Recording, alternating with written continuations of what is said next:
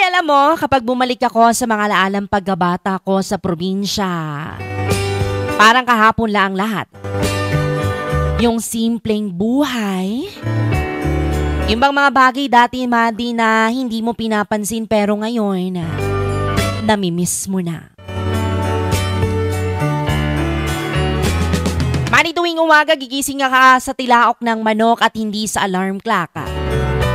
Tapos paglabas pa ng bahay mo ay mararamdaman mo agad ang labig ng simoy ng hangin at amoy na amoy mo ang halimuyak ng mga bulaklak at damo na basa dahil sa hamoga.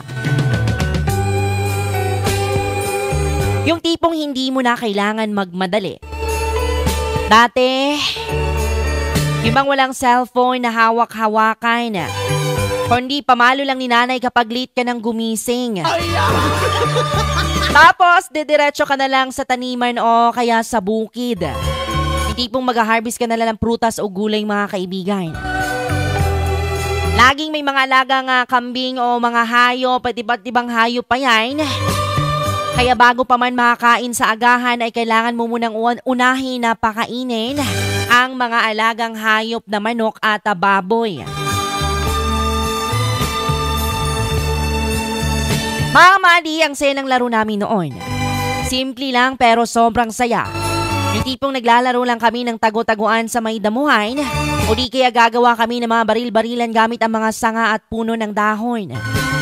Di na kailangan ng gadgets noon, mga kaibigan, kasi sapat na ang kalikasan para mag-enjoy ka. Pagdating mo ng hapon, mag-uuwian ng mga tao galing sa bukid at ang mga kapitbahay, Madi, na halos magkakasabay na kaming maghapunan at sabay nang magkwentuhan hanggang sa aabutin ng dilim. Yung tipong kahit simpleng buhay lang sa probinsya, dama mo ang saya at katahimikan. Ngayon, habang abala tayo sa mga bilis na buhay sa syudad, minsan, gusto ko na lang bumalik sa panahong iyon. Doon dahil simpleng buhay kung saan walang masyadong iniintindi, kundi kung paano ka lang magiging masaya